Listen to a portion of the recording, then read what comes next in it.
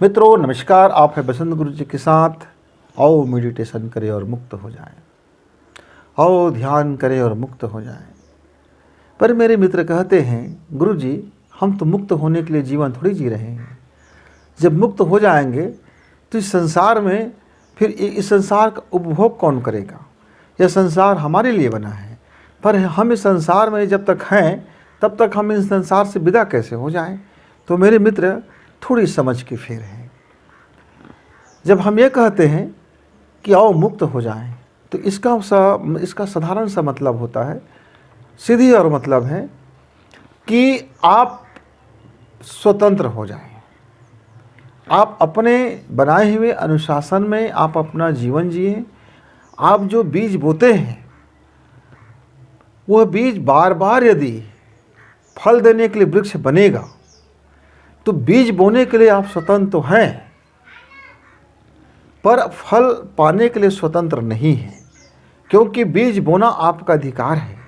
और जो बीज उगेगा वह कौन सा डीएनए का है, कौन सी भूमि पर है, कौन से वातावरण में है, और उसका पालन पोषण कैसे होगा, उसकी कटाई छटाई कैसे होगा, कौन से वातावरण में उसका फूल फल निकलेगा, उसके अनुसार तय होता है कि आपके बोए गए बीज कितने समय में वो फल देगा।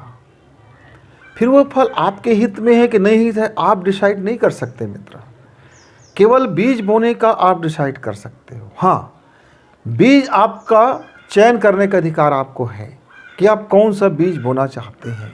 तो ठीक यदि आपने अपना वह बीज बो लिया, कर्म का बीज, तो फिर उसकी फल संभाविता की संख्या बढ़ जाती है। जैसे मैं दुबराज धान यदि बो देता हूँ तो मुझमें मेरे खेत में दुबराज होने की संभावनाएं बढ़ जाएंगी। और सुगंधित धान, दुबराज मतलब छत्तीसगढ़ का एक खास किस्म का धान जिसमें खूब सारे सुगंधित होते हैं। विष्णु भोग है और दुबराज है।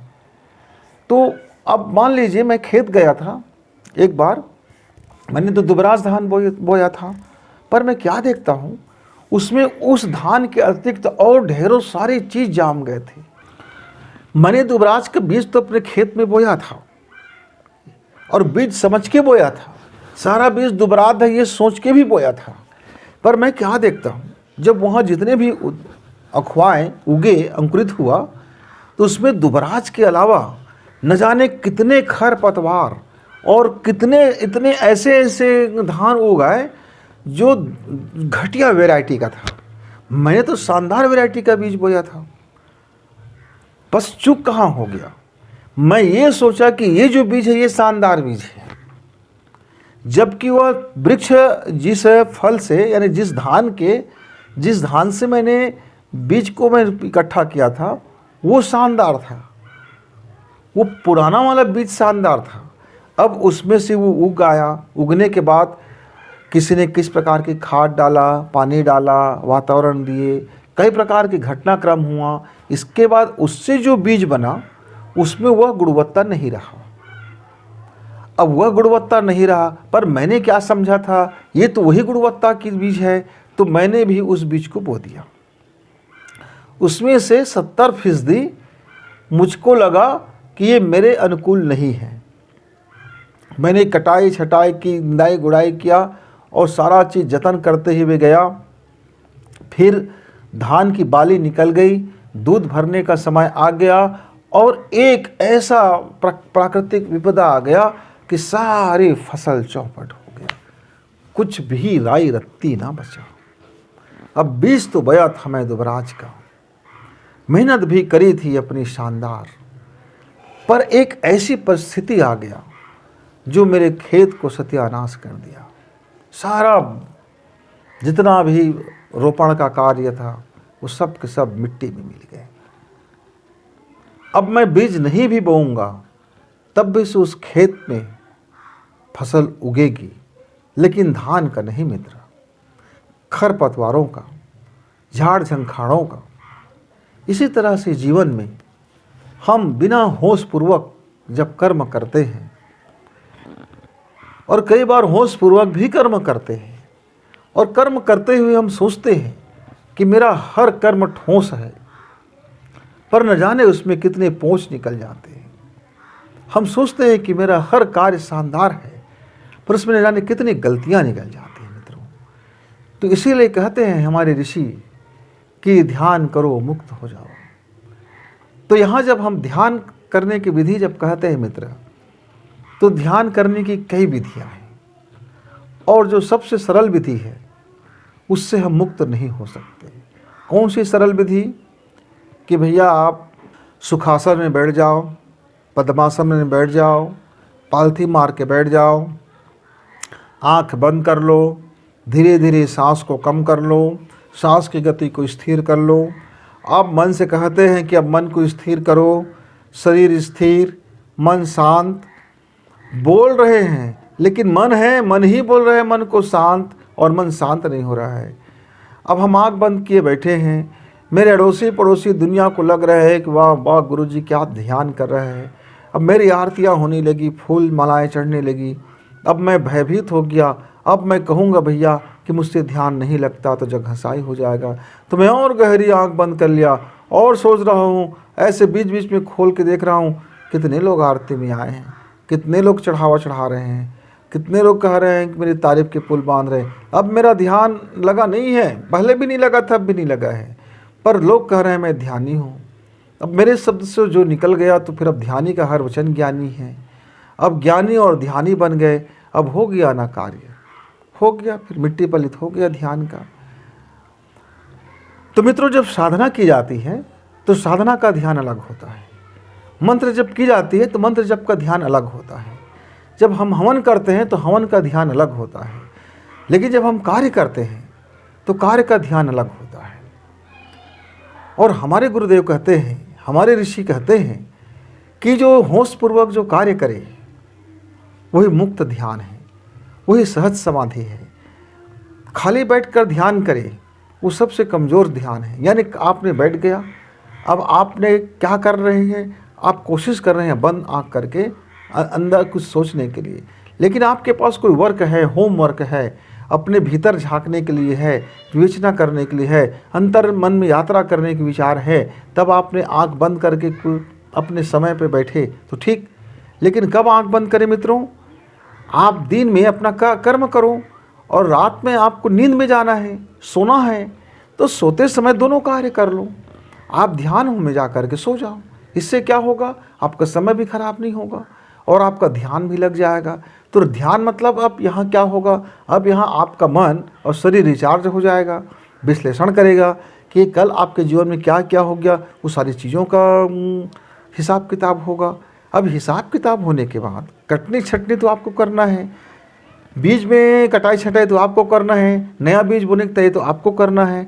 तो उसी को होशपूर्वक यदि हम सोचें, होशपूर्वक यदि सुने, होशपूर्वक यदि हम बोलें और होशपूर्वक अपने हाथ पैर से कर्म करें, होशपूर्वक यदि हम मन से कर्म करें, होशपूर्वक यदि हम वचन से कर्म करें और होशपूर्वक जागे और होशपूर्वक कार्य करें और होशपूर्वक सो जाएं, प्रकृति के इनको को ज़्यादा चैलेंज ना करें, हम ऐसा कोई चमत्कार के भीड़ में ना रहें, तब वह ध्यान मुक्त ध्यान हो जाता है। मेरा मन का जब भय निकल जाएगा, जब मैं निर्भय हो जाऊंगा, तब मैं ध्यान करूंगा, ऐसा मेरे बहुत से साथी सोचते हैं। और ज़िंदगी भर वो भय से बाहर नहीं निकलता तो ध्यान नहीं होता, वो निर्भय ही नहीं हो पाता तो ध्यान घटना नहीं घटती। अब मेरे मन के अंदर में यदि कोई गलत है, कोई चोर बैठा है, कोई गलती है, तो मैं आंख बंद करूंगा तो मुझे वो सताएगा भाई, क्योंकि वो चोर मुझको बताएगा कि मैंने कहाँ गलती किया, मैंने कहाँ चोरी किया, मैंने कहाँ गलत कर दिया। लेकिन यदि मैं होशपूर्वक कर्म किया हूँ तो इस बाबत तो मुझे जानकारी ही नहीं हो पाएगा, तो मुझे भय ही नहीं हो पाएगा। अब बाय द वे मुझसे कुछ गलती भी हो गया तो मैं जैसे ही मैं ध्यान में उतरूँगा तो मैं जब मुझको मेरा मन सर्वे करके फिर बता देगा, देखो आज तुमने ये गलती कर दिया है, कल से इसे ठीक कर लेना, दोबारा गलती मत करना। पहले गलती है तो क्षमा किया, कटनी छटनी हो गया, अब दोबारा गलती करोगे तो टहनी काट दी जाएगी। तो मित्रों, जब आप सही ढंग से सांस लेते हैं, सही ढंग से भोजन करते हैं, सही ढंग से अपने कार्य करते हैं, सही ढंग से दिनचर्या निभाते हैं और सही ढंग से आप यदि सो जाते हैं तो आप ध्यान ही करते हैं। फिर आपको अलग से बैठ करके आँख मूंदने की ज़रूरत नहीं होती है। आँख मूंद करके तो जब हम ध्यान करते हैं तो हम एक खास क्लास को करते हैं। जैसे मान लीजिए हमारा कोई बच्चा नर्सरी का सुबह जाता है, दोपहर जाता है, तो उसकी 4 विषय की पढ़ाई हो जाती है। भाषा की हो गया, तमाम भाषा का एक पीरियड बन गया, अलग अलग दिन अलग अलग भाषाओं का ज्ञान दे दिया। फिर आपकी मैथ्स को हमने पढ़ा दिया, तमाम तरह की मैथ्स की एक शिक्षा का एक मैडम जी आए और पढ़ा दिया। अब उसी तरह से नैतिक शिक्षा का हो गया, व्यवहारिक शिक्षा का हो गया। अब 4 तो ही विषय है। अब इसमें आप अब गणित पढ़ा रहे हो तो अब विज्ञान को अलग करें तो विज्ञान में ही है ना, गणित तो उसी के अंतर्गत है, साइंस के अंतर्गत। तो अब आगे क्लास जा करके अलग अलग फैकल्टीज़ बन जाते हैं। पहले नर्सरी में तो एक ही चीज़ रहता है, पर आगे जा करके और उसका विस्तार होने लगता है। तो ये जो हम आंख बंद करके जो ध्यान करने की बात कहते हैं मित्रों, दरअसल शरीर को शांत करना है, शरीर की बाबत है। और शरीर के अंदर चूँकि हमारा मन होता है तो उस मन की बाबत है, और मन के अंदर चित्त होता है, फिर मन के आसपास फिर चित्त की अवधारणा, फिर चित्त तक पहुँचना, और मन मस्तिष्क और चित्त के बाद में फिर हमारी जीवात्मा की बाबत आती है। जीवात्मा से फिर हम आत्मा की ओर लौटते हैं मित्र। तो वो हमारी अंतर की सफ़र करने के लिए जब हम साधना करते हैं, जब हम अपनी साधना, आराधना और उपासना और अनुष्ठान करते हैं, तब हम बाहरी जगत से हम अपने आप को कम से कम बाहरी संसार में अपनी ऊर्जा को खपाते हैं। हम ज़्यादा से ज़्यादा अपने भीतर की एनर्जी मिलाते हैं। तो जब हम भीतरी एनर्जी में जब यात्रा करना चाहते हैं तब उस समय भी हमारी आंख बंद हो जाता है।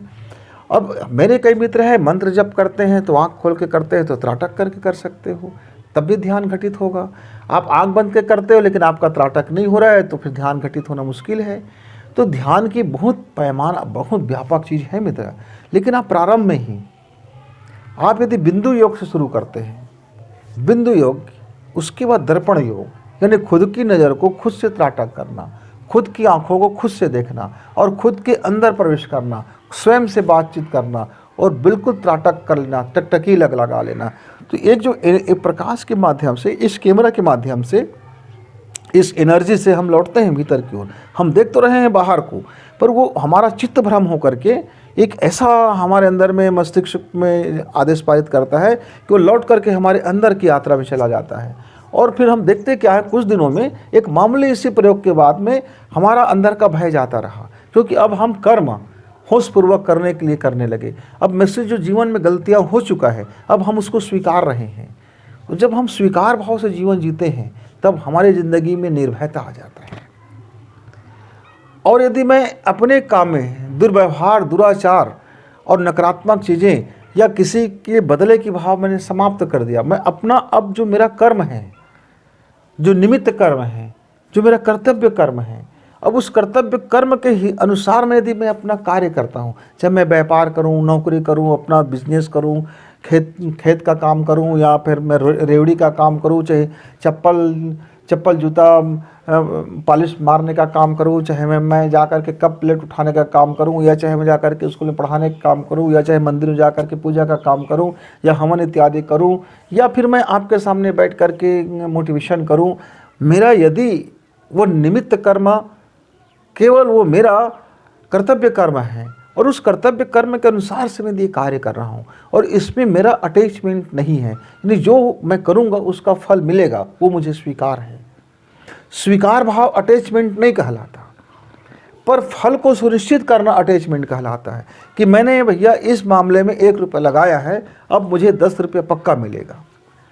तो ये हमारी जो भौतिक व्यापार है, हम भौतिक जीवन में हम उसको अटैचमेंट में फंस जाते हैं और यही अटैचमेंट धीरे धीरे हमारे आध्यात्मिक जीवन में भी प्रभावी हो जाता है। और यही प्रभाव हो जाने के कारण मेरा जीवन सिर्फ भौतिक जगत का हो जाता है, जिसके कारण से भय का होना, डर का होना, हार्ट अटैक का होना, ब्रेन हेमरेज का होना, लकवा का होना, तरह तरह की बीमारियों का होना, गुस्सा का होना, गालीबाज होना और लाभ हानि के फ़ायदा करके चीखना, चिल्लाना, सिर उठा लेना, हाय हाय करना, मंदिर मंदिर, मस्जिद मस्जिद, द्वारे द्वारे जा कर के मत्था टेकना, गिड़गिड़ाना, हे प्रभु मैं बहुत दुखित हूँ। यदि आपको दुख दिया है मेरे ईश्वर ने तो आप समझ जाओ आपका कर्म फल है। तो यदि आप उसको हंसते हुए स्वीकार लेते हो, वो मेरा ही कर्म का कारण है जो मुझे दुख मिला है, तो आपका आधा दुख का भय तो समाप्त हो गया, आपकी आधा तकलीफ तो ऐसे ही ख़त्म हो गया। क्योंकि अब आपको ऐसा लगेगा कि हाँ, ये मुझको मेरा कर्म फल मिल गया, मज़ा आ गया, अब आगे मेरे लिए रास्ता साफ हो गया। मित्र, मेरा मंझला भैया था, उसको वो साधु प्रवृत्ति का था, और वो साधु संगति में, कई तरह के लोगों की संगति में ज़रा नशेबाज हो गया। माने कि गांजा इत्यादि बहुत लोग पी लेते हैं। ऐसे हमारे परंपरा में थोड़ी सी वाहियात चीज़ें घुस पड़ा है कि साधु मतलब गंजेड़ी गांजा पीना, और बोलते हैं बम बम बोले वगैरह वगैरह। मैं बुराई तो नहीं कर रहा हूँ, लेकिन ये मेरे दृष्टिकोण में ये सही नहीं है मित्र। नशा की ताकत में आप किसी साधना को उपलब्धि नहीं कर सकते। वो हर हालत में नशा तो नशा है आपके लिए, चाहे मेरी महात्मा जी का नशा हो, चाहे मेरे घर में काम करने वाला हो, या मैं खुद हूँ। नशा तो हर हालत में आपके विज्ञान को, आपके मस्तिष्क को, आपके न्यूरो साइंस को, और आपके चेतन को और आपके जीवात्मा को, सबको नुकसान पहुँचाता है। किसी भी स्थिति में फ़ायदा की कोई बात नहीं मित्रों। ये अलग साइंस है, किसी दिन हम चर्चा करेंगे। अब इसके कारण से हुआ क्या, उनको प्रोस्टेट कैंसर हो गया। प्रोस्टेट कैंसर हो गया, बात में मालूम हुआ जब मैं हॉस्पिटल ले गया, बहुत पुरानी बात है, ले गया वहाँ, हम लोग डॉक्टर से बैठे हुए थे। डॉक्टर ने मुझसे कहा कि आप मरीज को थोड़ा बाहर कीजिए, हम आपसे बात करेंगे, आप उनके क्या लगते हैं। मैंने कहा मैं उनका छोटा भाई हूँ, और जो भी रिपोर्ट मिला हुआ है आप बिंदास कीजिए, हम जो सच्चाई है उसे स्वीकार करेंगे। तो कहा देखो सच्चाई बड़ा कटु है, बर्दाश्त ना हो पाएगा। मैं बोला आप बताइए तो सही, मृत्यु से बड़ा कोई सच तो हो नहीं सकता, और जीवन से बड़ी सत्य कुछ भी नहीं हो सकता। आज जो जीवित है ये सत्य है, कल ये शरीर नहीं रहेगा ये भी सत्य होगा, लेकिन बीच की यात्रा है, तो इस यात्रा में तो सुख और दुख मिलते हैं। डॉक्टर साहब आप अपना काम कीजिए, आपका जो विज्ञान है, साइंस है। तो उन्हें बताया कि आपका तो फेफड़ा 90% डैमेज हो गया है, आपका शरीर भी है, आपके पास अब वक्त तो रहा नहीं। तो उन्होंने कहा ठीक है, ईश्वर ने जब मुझे दुख दिया, ये कष्ट दिया, इस शरीर से मुक्ति का मार्ग दे दिया, तो स्वीकार। और मैंने कहा कि डॉक्टर साहब आप अपनी इलाज जारी रखिए। और भाई साहब से कहा भैया आप तो साधु प्रवृत्ति के हैं, आप तो जानते हैं गीता इत्यादि आपको बड़ी याद है, तो अब याद है उसको छोड़ दीजिए, अब जीवन में उसको अब फॉलो कीजिए। सुख और दुख समान, तो हंसी और खुशी भी समान। तो जीवन में आपने कितना सुख भोगा था, आपने 45 साल आपने सुख भोगा, इस शरीर का उपयोग किया। अब जो भी मिल जाएगा 4-5 महीना, 10-20 महीना, उसमें तकलीफ़ मिलता है, तो तकलीफ़ तो नहीं हुआ ना। जहाँ 40 साल की ज़िंदगी हंसी खुशी जिए, अब साल भर की ज़िंदगी आप पीड़ा में जियोगे, तो 40 साल को आप में 39 साल का बेनिफिट अभी भी आपके पास है। दृष्टिकोण थोड़ा चेंज करना कि आपको ईश्वर ने पूरी ज़िंदगी मज़े से जी आपने जी, कभी शुक्रिया भाव से नहीं जिए। अब आप शरीर में तकलीफ आ जाएगा तो फिर दुख भाव से मत जीना, रो करके मत जीना, गिड़गिड़ा करके मत जीना। शरीर दुख देगा, शरीर में पीड़ा उठेंगे, स्वीकार करना, कोशिश करना। सहन शक्ति भगवान ने हमें देते हैं, और जब सहन शक्ति से बाहर हो जाएगा तब तो आप ऐसे भी बेहोश हो जाओगे, तब तो आपको मालूम ही नहीं होगा कि आपका शरीर में दुख है कि नहीं है। मित्रों, मैंने ऐसा कटु वचन बोल करके थोड़ी सी मैं गुस्से में था, क्योंकि हमने बार बार उसके इस बात में हिदायत दिया था कि ऐसा बंद करें, ये सही नहीं है करके, लेकिन हमारी एक ना सुनी थी। अब उन्होंने हमारी सुन ली। हम 15 दिन के बाद जब दोबारा गए अपने भाई के पास, तब घर का सारा वातावरण बदला हुआ था। पूरा वातावरण आध्यात्मिकता से भर गया था, कर्तव्य कर्म से भर गया था, सारा चीज़ सहज सुकृति में आ गया था।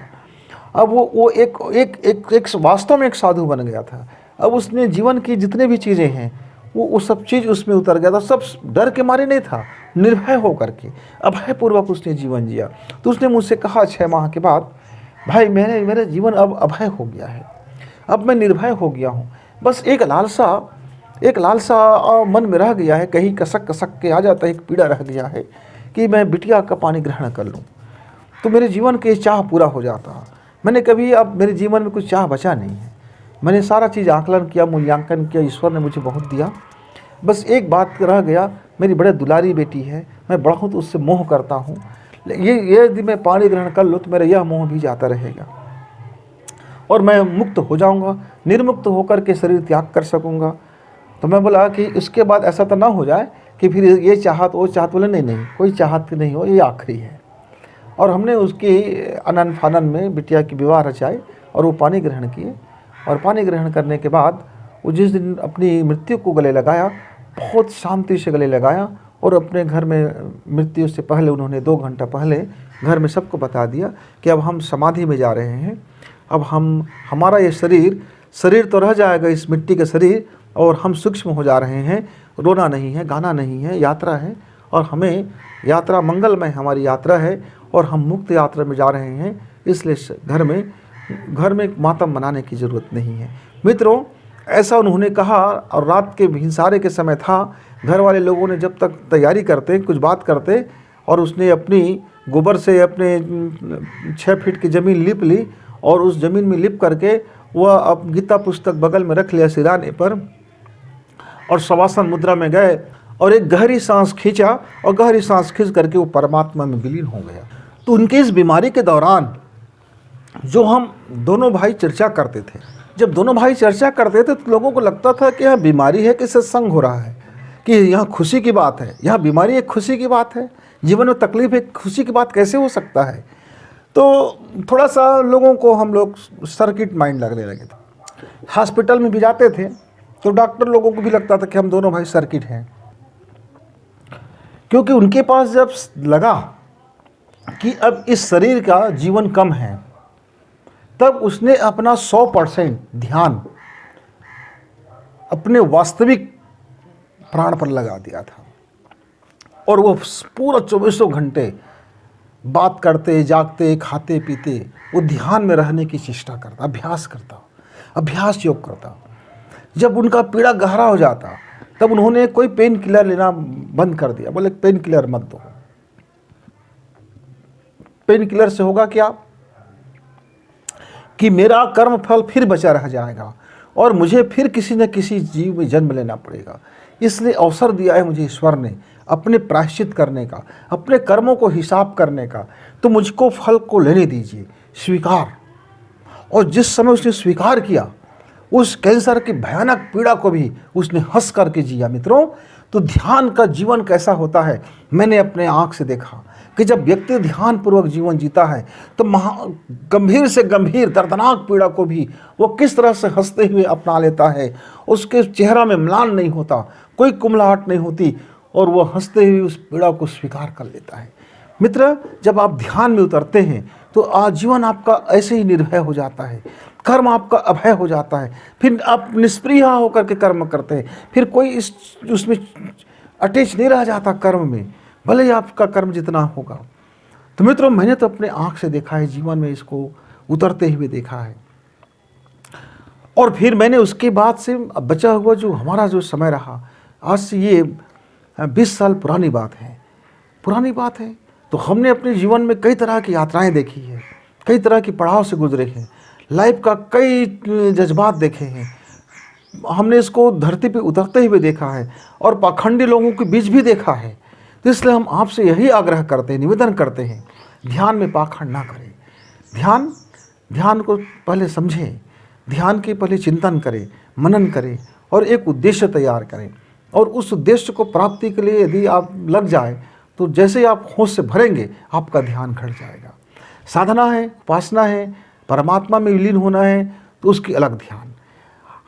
हम किसान हैं, हमें घर में काम करना है, खेती में काम करना है, बाड़ी में काम करना है, तो उसका अलग ध्यान।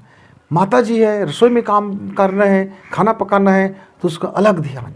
विद्यार्थी है, पढ़ना है उसको, तो पढ़ने का अलग ध्यान।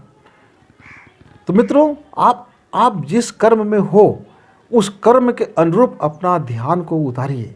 अपने जीवन में जब मेडिटेशन आ जाता है, जब ध्यान उतरता है, तो क्रांति घटता है, फिर जीवन होश से भर जाता है, और जागरूकता से भरा हुआ जीवन असफल होने का सवाल ही नहीं है। जागरूकता भरे जीवन भय होने का सवाल ही नहीं है। जब हम जागरूक हो जाते हैं तो डर का सवाल ही नहीं है, जब हम जागरूक हो जाते हैं तो भय का सवाल ही नहीं है। फिर हमें कोई भी मृत्यु का भय भी फिर हमें सता ना सकेगा, हानि का भय भी हमें डरा ना सकेगा, भूत पिशाच हमें डरा ना सकेगा, हमें कोई डरा ही नहीं सकता, क्योंकि अब डरने का सवाल ही नहीं है यदि हम होश से भर जाते हैं, जाग जाते हैं, जान जाते हैं। आप सूर्य से कहोगे कि डर जाओ, तो सूर्य भला डरेगा कैसे, वो तो जला देगा आपको। बोलेंगे आइए मेरे पास, डर को ही कहेगा आइए, और डर तो जल जाएगा। तो दिनमान होते ही आप सूर्य सविता में विलय होते ही, सविता को समर्पण करते ही, आप सविता की ऊर्जा में अपने आप को विलय करते ही सारा भय चला जाता है मित्र, और हम मुक्त हो जाते हैं। मुक्त हुआ जीवन जीना और मुक्ति के लिए जीवन जीना दो अलग अलग बातें हैं। मुक्त जीवन जिएंगे तो ध्यान से ही जीवन जिया जा सकता है। जो व्यक्ति ध्यान में ही जीवन जिएगा, होश से जीवन जिएगा, वह व्यक्ति तो मुक्त ही हुआ है। लेकिन मुक्ति के लिए ध्यान करना है तो उसके लिए आपको प्रपंच करना पड़ेगा, उसके लिए आपको अनुष्ठान करना पड़ेगा, उसके लिए आपको अभ्यास योग करना पड़ेगा, उसके लिए आपको तप योग करना पड़ेगा, उसके लिए आपको जप योग करना पड़ेगा, उसके लिए तमाम तरह के परिश्रम करना पड़ेगा, क्योंकि आप मुक्ति के लिए अब ध्यान करना चाहते हैं। लेकिन यदि जीवन को ही ध्यान में बना लूँ तो फिर मुक्त ऐसे ही हो जाएंगे, उसके लिए कोई उपाय करने की आवश्यकता ही नहीं है मेरे मित्र। तो ज़रा डिसाइड करें कि आप अपना जीवन ध्यान से करेंगे तो मुक्त हो ही गए, लेकिन यदि मुक्ति के लिए ध्यान करेंगे तो फिर आपको तरह तरह के अभ्यास योग करना पड़ेगा। जब तक आप निर्णय करें तब तक गुरु जी को विदा। नमस्कार, धन्यवाद।